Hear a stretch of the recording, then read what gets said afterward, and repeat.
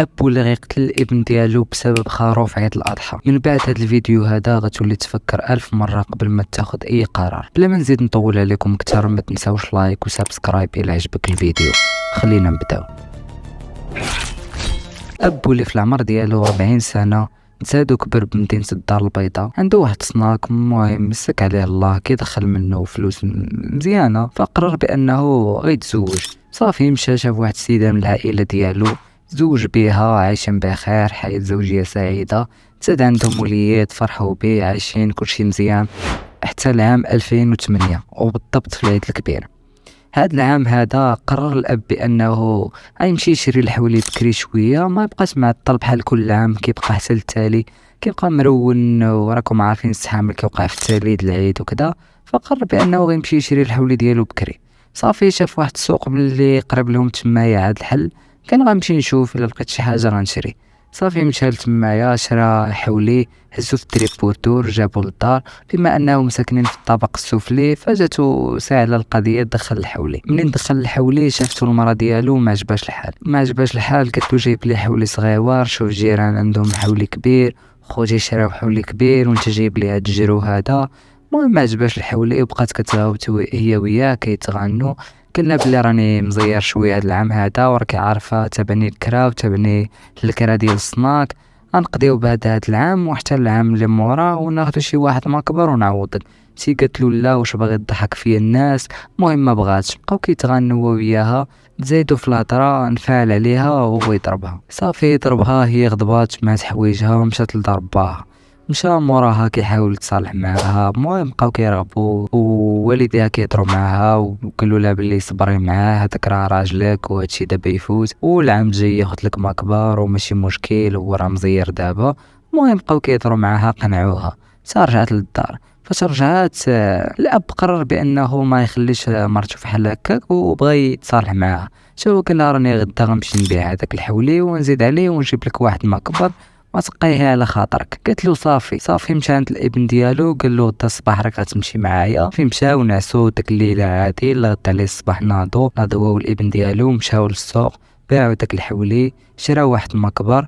هو فاش كانوا راجعين كان الاب مازال عنده شي شغالات خاصو يقضيوهم تمايا في السوق، شي تقضيه يجيبها. هو قرر بانه غيصافط الابن ديالو مع واحد مول تريبورتور هو والحولي، وهو يبقى تمايا يقضي شغالاته. صافي خلص مول تريبورتور، خلصوا ركبوا الحولي ومشى هو باش يقضي داك الشغالات ديالو، وخلى الابن يدي الحولي للدار. كما عارفين راه السفلي دغيا يدخلوا. صافي مشى الاب قضى شغالاته، فاش رجع للدار كيسول مرته، قال لها كي جاك الحولي؟ قالت له واش من حولي علاش كتهضر؟ قال لها راني صافت الحولي مع الولد، واش مازال ما جاوش؟ قالت له لا راه ما جا لا حولي لا ولد لا حتى حاجه. اللي ما قلت لكمش بان الولد داك الساعات كانت في عمره يلاه 13 عام، يعني باقي صغير. صافي خرج كيقلب عليه، هو بنت له الجوقه في واحد البلاصه، فاش مشى يشوف كيلقى الولد ديالو عامر دمايات، وحداه واحد الحجره، وحداه صريف والكارو. صافي البوليس تمايا، صافي مشاو مع البوليس بداو كيحققوا شكون اللي قتلو شنو وقع. جاو قال لهم شنو انا راني صافتو مع مول تريبورتور، وانا مشيت نقضي شي غراضات شي صغيره كانت باقا عندي في السوق، وفاش رجعت راني ما لقيتوش، خرجت نقلب عليه. المهم عاود لهم داكشي، مشاو بداو كيقلبوا على داك مول تريبورتور، قالوا له كي داير هاد التريبورتور هذا؟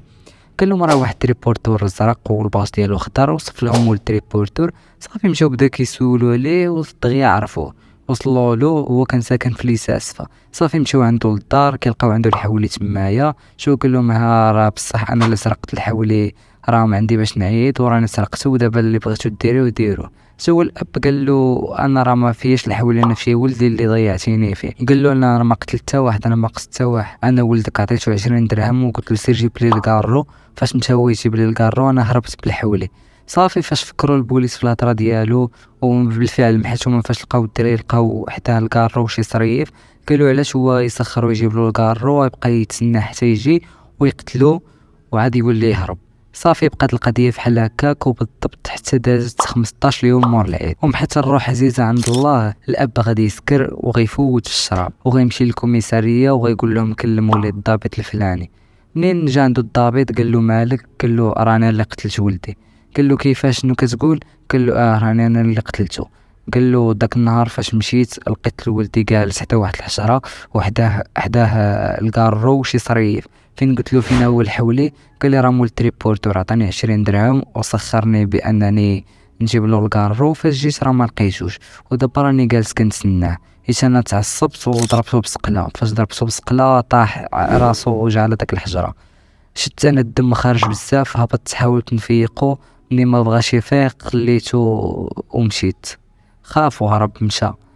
هي هذيك الكمالة القصة راكم عارفين، هي فاش جا عند مرتو للدار وبدا كيتقلب على الدراري على اساس انه ما فراسو والو. صافي شدوه البوليس داك الليله حتى الغد عليه، حيت كان مفوت. قالوا يمكن راه بدا كيخرف ولا شي حاجه، حيت راه شارب بزاف.